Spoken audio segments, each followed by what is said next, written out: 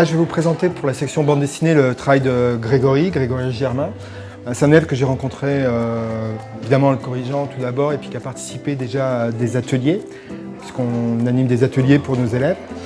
Moi, je crois beaucoup en cet élève. Je pense qu'il va publier. Il y a un projet qui s'appelle Max. Enfin, le titre n'est pas définitif. Il est dans une mouvance très actuelle. Il a fait aussi beaucoup de progrès. Et alors là, ce qui m'intéressait, c'était de vous montrer un petit peu différentes étapes dans la création d'une planche de bande dessinée.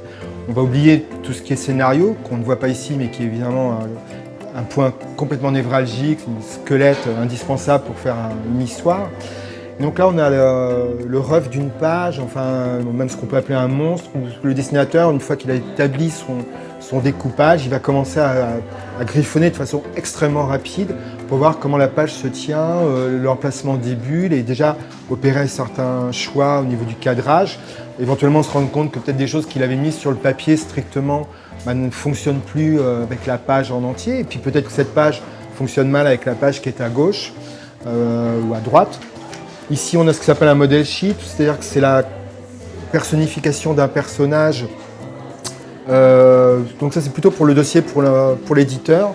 Donc voilà, là, on a un personnage enfin même deux personnages qui sont présentés de différentes façons, avec une image très symbolique, avec un ancrage comme ça, très noir, très dur, une espèce de vide autour de la table. On sent qu'entre ces deux personnages, il y a une histoire. On ne connaît pas encore cette histoire, mais c'est certain qu'il se passe quelque chose de fort. Donc le dessinateur, il va ensuite travailler au crayon de papier pour pousser ce dessin. Donc il va prendre une nouvelle page, crayon de papier ou sur ordinateur, finalement ça n'a pas tellement d'importance aujourd'hui. Éventuellement travailler en bleu, ce qui n'est pas obligatoirement ce que fait Grégory, mais là je voulais montrer comme cette technique, puisque quand on travaille en bleu, ça peut permettre après d'ancrer, de ne pas avoir à gommer tout le dessin qui est en dessous. Donc déjà le crayonné est superbe, je trouve que c'est vraiment... là aussi, comme en illustration tout à l'heure, on a quelqu'un qui a un univers personnel qui est assez puissant. Le texte est très bien positionné dans les bulles, ce qu'on appelle les phylactères. C'est déjà beau comme ça pourrait déjà être une exploitation.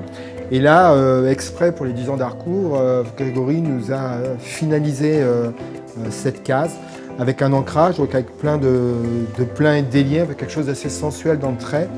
Le lettrage est très réussi. Ça a beau être un environnement un petit peu complexe, ça reste très lisible au niveau de la composition. On voit bien les deux personnages qui se parlent. Moi, je pense que vraiment Grégory, c'est quelqu'un qui a des chances avec les maisons d'édition du type Futuropolis. C'est une histoire très intéressante, très personnelle.